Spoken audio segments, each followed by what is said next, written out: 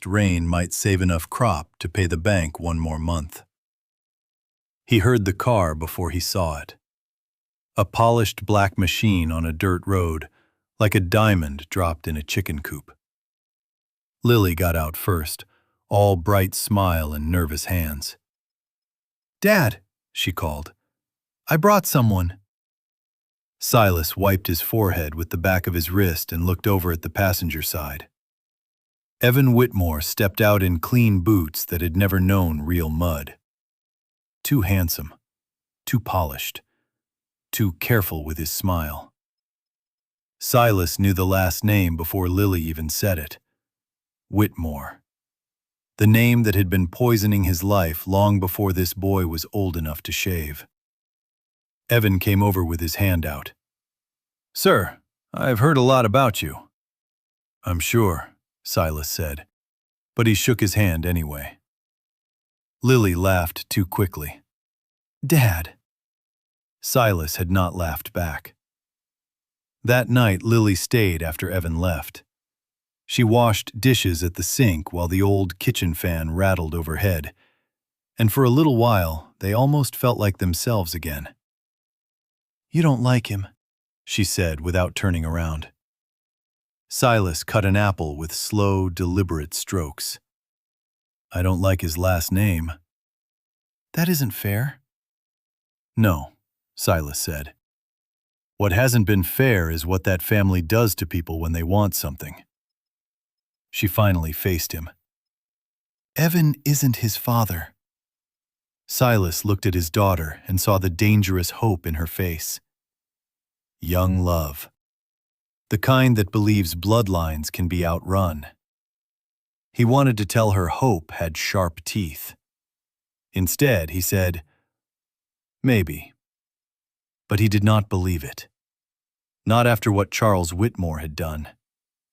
Not after Maria. Years ago, before the gray came into Silas's beard and before the farm started bleeding itself dry, this land had been enough. Not rich, never rich, but enough. Maria used to say, enough was its own kind of wealth if you had love in the house and bread on the table.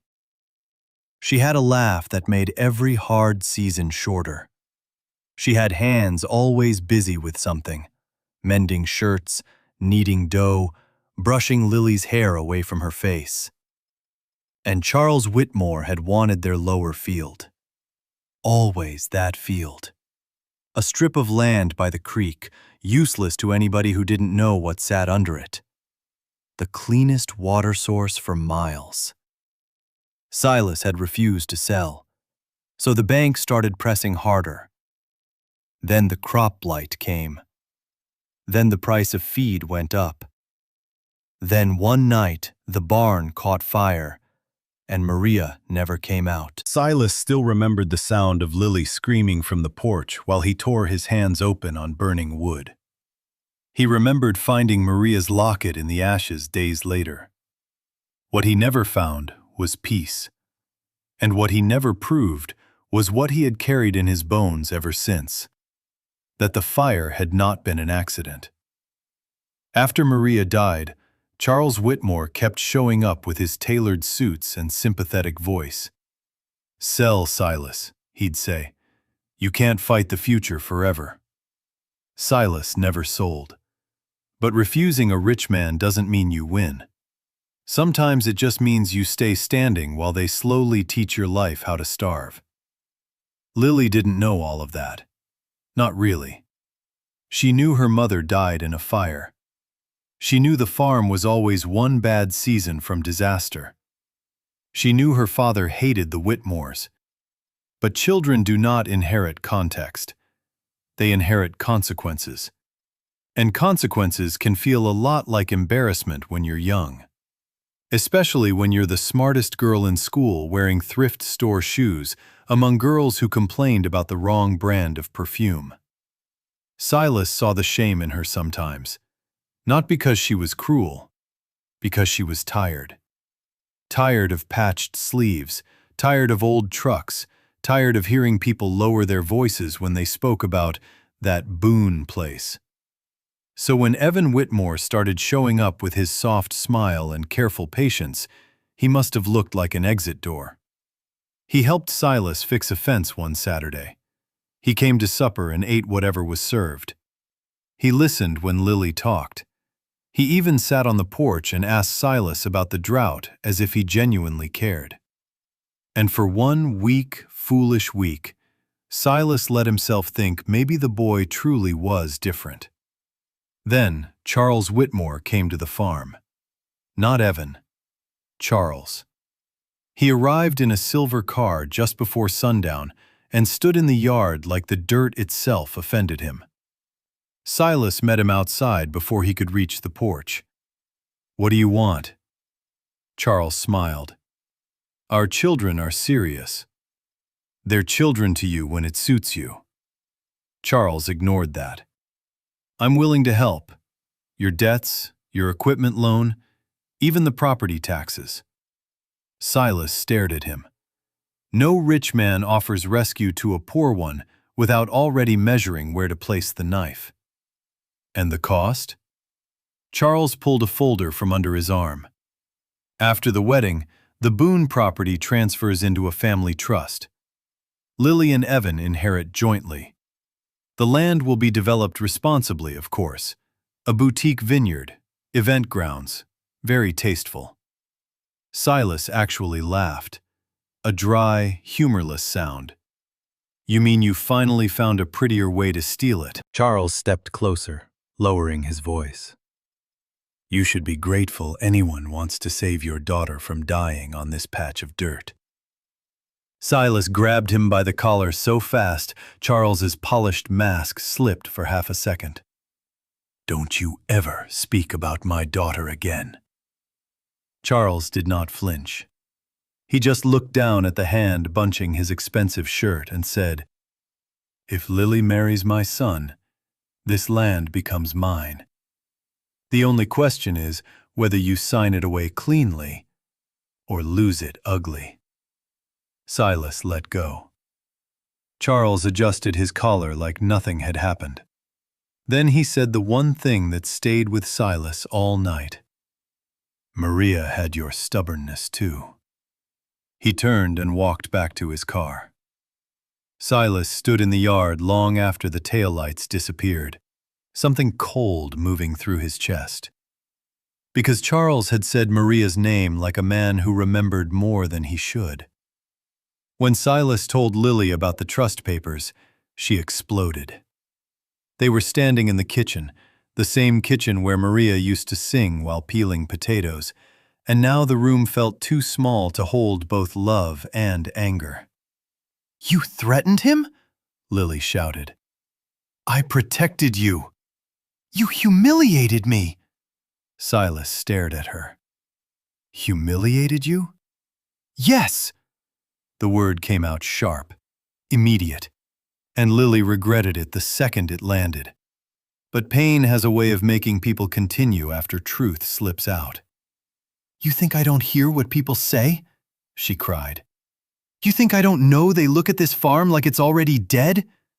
Evan loves me. He wants a life with me. Why do you have to poison everything?" Silas swallowed hard. "If he loved you, he wouldn't come with papers." "He didn't bring them.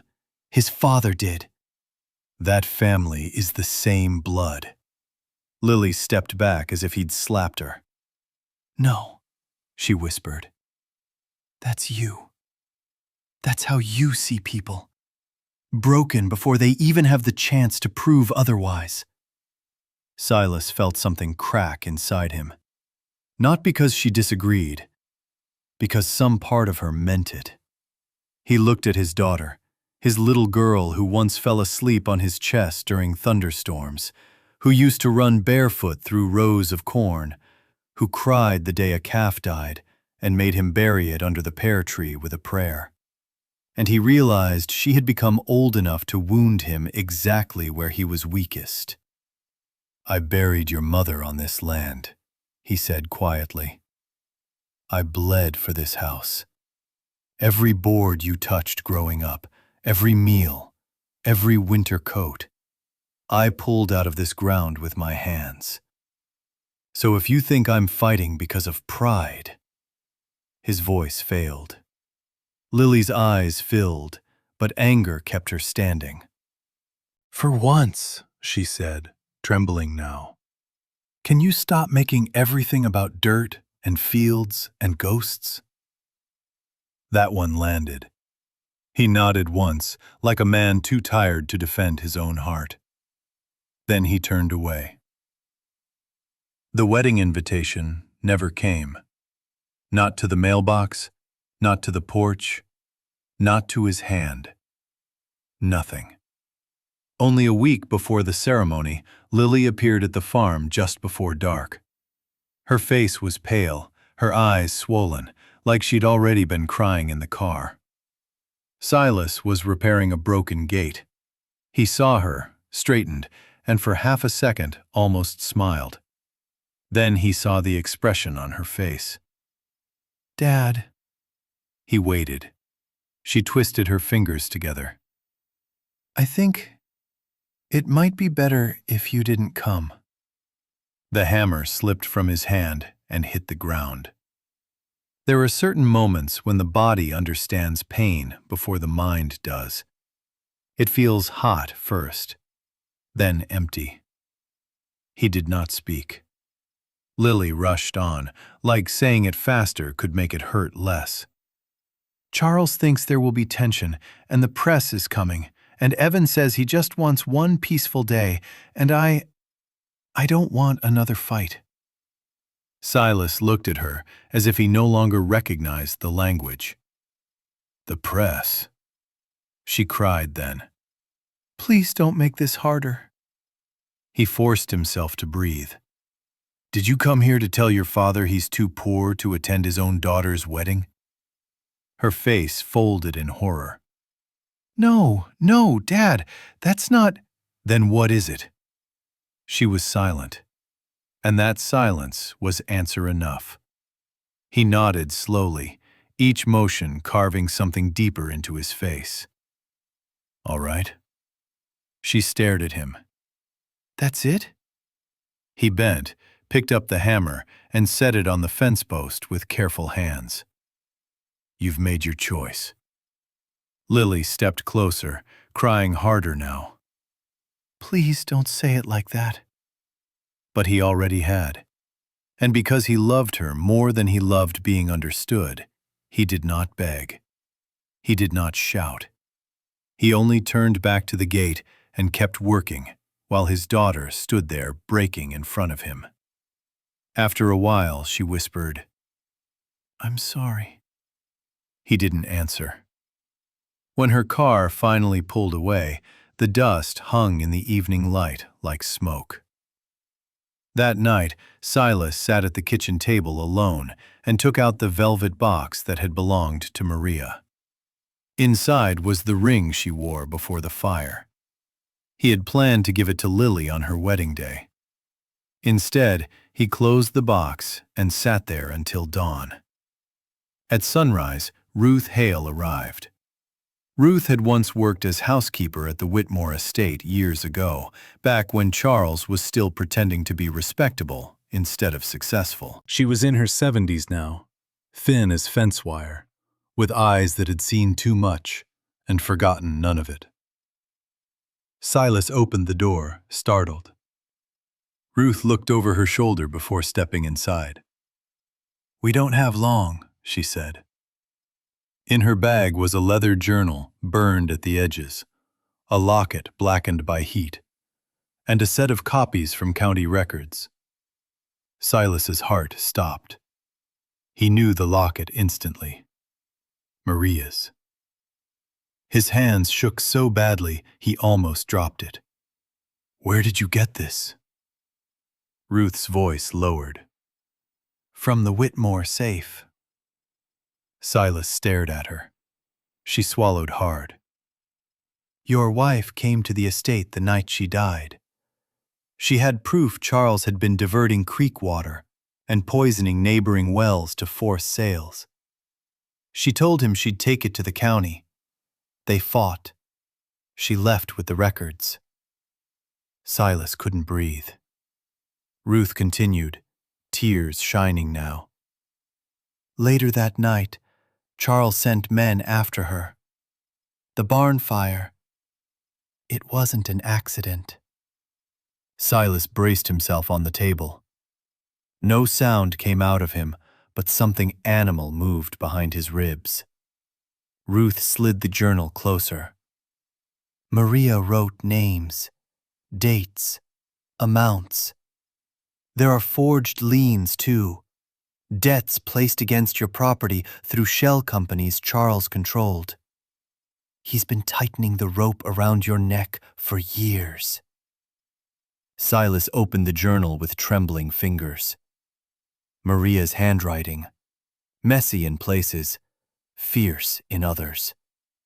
His vision blurred. At the end of one page were words written darker than the rest, as if the pen had dug into the paper. If anything happens to me, it was Charles Whitmore. Silas shut the journal and bent over, one hand across his mouth. Ruth reached for him, then stopped. There's more, she whispered. The trust papers for the wedding are not protection. Once Lily signs, the Boone land transfers permanently. She'll own nothing, not even in name. Silas looked up. What about Evan? Ruth hesitated. That was all he needed. But before he could speak, tires screamed outside. Two men burst through the back door minutes later, big shoulders, blank faces. The kind hired because conscience slows down obedience. They went straight for the table. Silas lunged first. One man punched him in the ribs.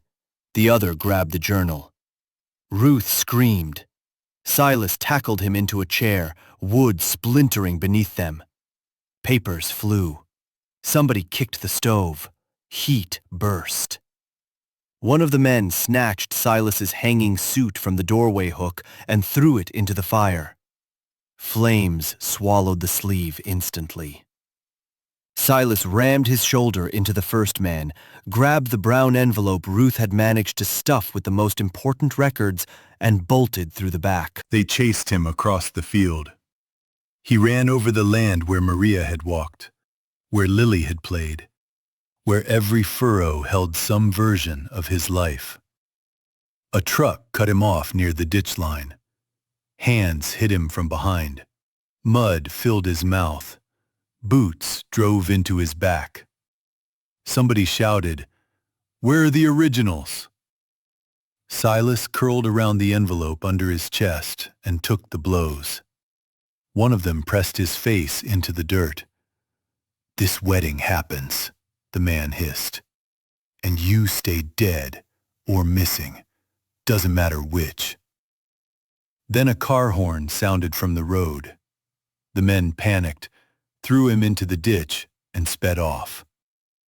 Silas lay there for a few seconds, staring at the morning sky, blood trickling into his ear. He could have stayed there. Any sane man would have. Instead, he dragged himself up, spat out mud, and started walking. Toward the church. Toward his daughter. Toward the one thing left in him that refused to die quietly. Now, in the wedding hall, with every eye on him, Silas slid the envelope onto the front pew. Charles Whitmore's face had gone hard. Lily stepped down another step from the altar. "What's in there?" Silas looked at her. "The reason your mother died." The room turned to ice. Lily's bouquet slipped from her hand and hit the floor without a sound. "No," she whispered. Charles immediately moved in. "He's lying. He's desperate." Ruth's voice cut across the room. "No, he isn't." Heads turned. She stood at the back entrance, chest heaving, one hand gripping the doorframe. Her gray dress was wrinkled from the rush, and in her other hand was Maria's locket. Charles looked like he'd seen a ghost. Ruth walked slowly down the aisle. "I cleaned your blood off a decanter in 2004, she said to him. "I saw the burns on your sleeve the next morning. I heard you tell Mr. Denton to finish the Boone problem before county men ask questions. I stayed silent because I was afraid. I won't do that again." Lily's whole body shook. She looked from Ruth to the locket to her father. "Mom came to see him that night?" Silas nodded, unable to speak. Charles laughed, but the sound was wrong now. Too high, too fast. "This is absurd. An old woman and a drunk farmer." Evan finally spoke. "Dad." Charles turned. Evan had not looked at Lily once since the confrontation began. Only at the envelope. Only at his father. "What did you do?" he asked. Charles's face hardened. "Stand beside your bride." "Did you know?"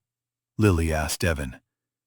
He looked at her then, and in his eyes she found something worse than hatred. Cowardice. "I knew about the land transfer," he said quietly. Not about your mother." The sound Lily made was small, broken, nothing like a scream. Much worse. "You knew?" Evan stepped toward her. "I was going to explain." "Explain what?" she said, backing away. "That after I married you, my father would lose everything?" "It wasn't like that." Silas laughed once, bitter, tired. Then he pulled one more paper from the envelope. "This is your signature, isn't it, son?" Evan went still. Silas held up the document where Evan had signed as witness to the transfer agreement. Dated 2 weeks before the wedding, before the dress fittings, before the vows, before every whispered, "I love you." Lily stared at the page like it had reached into her chest and rearranged her bones. "You planned it," she said. Evan's voice cracked. "Lily, listen to me. If I didn't sign, my father would have cut us off. He said we could keep part of the farm at first, then maybe buy your father a place in town." Silas moved so fast, 2 groomsmen stepped in instinctively. Not because he swung, because the grief in his face looked like violence. "A place in town," Silas repeated. "For me."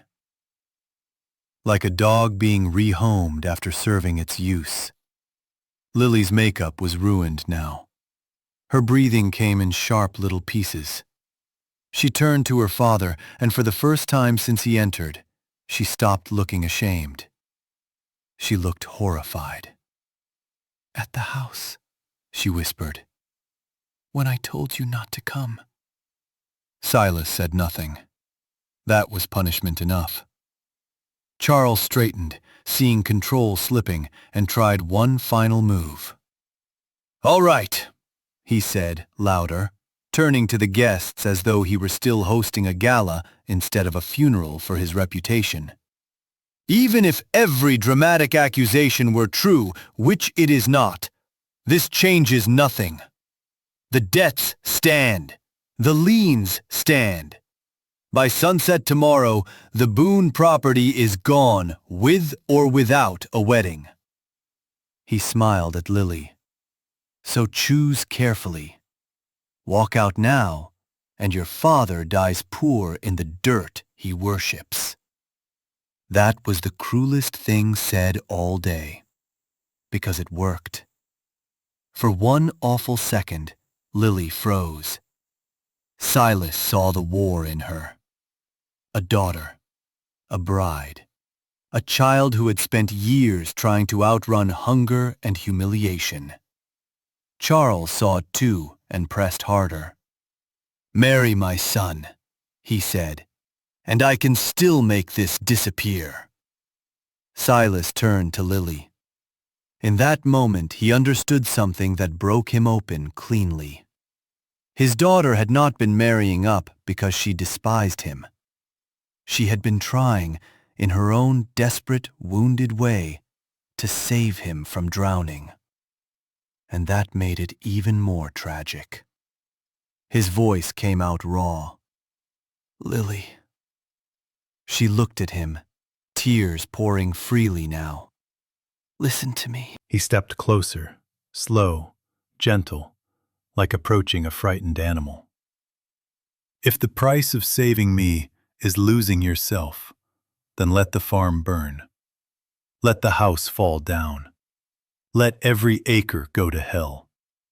I would rather bury this whole land with my own hands than watch you chain your life to people like this." The room went silent again. Not shocked silence, holy silence. The kind that only comes when someone tells the truth so nakedly everybody else feels overdressed. Lily pressed both hands to her mouth and sobbed. "I said those things to you," she choked out. "I said horrible things." Silas's eyes filled. "I know. I was ashamed. I know that too." "And you still came." He nodded once. "Of course I came." That ended her. Lily tore the veil from her hair and let it fall. Then she turned to Evan. Whatever love had once lived in her face for him was gone now. Not replaced with rage, but something colder. Recognition.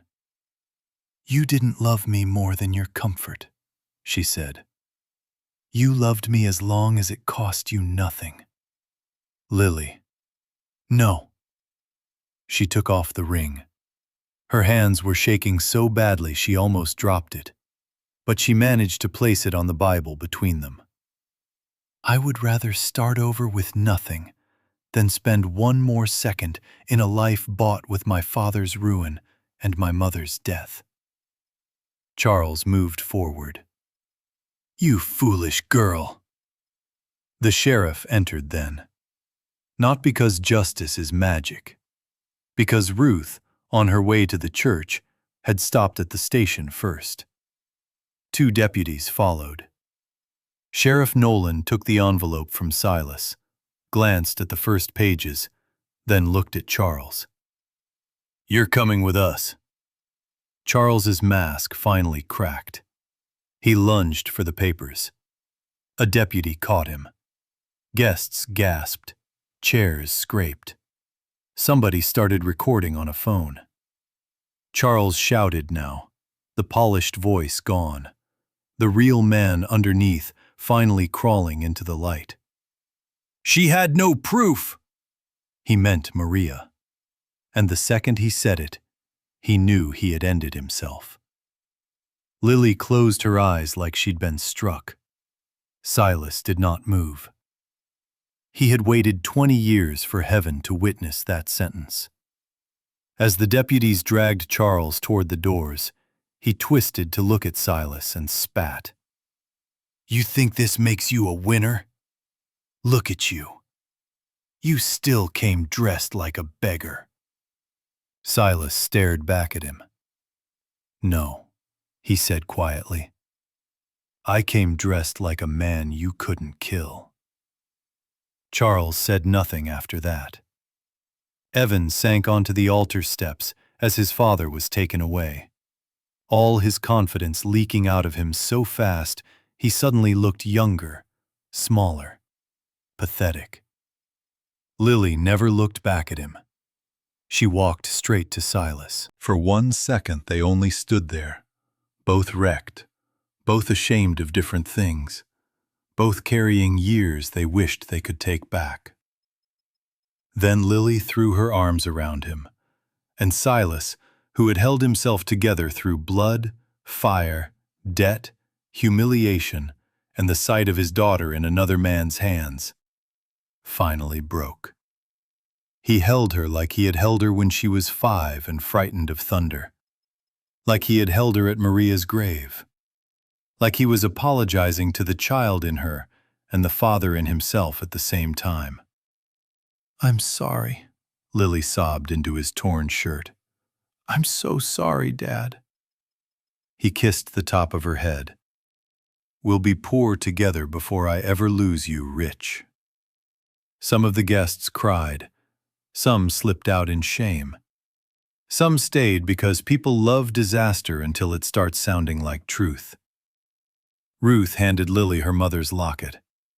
Lily opened it with shaking fingers. Inside was a tiny photograph, smoke-darkened but still visible. Maria, smiling.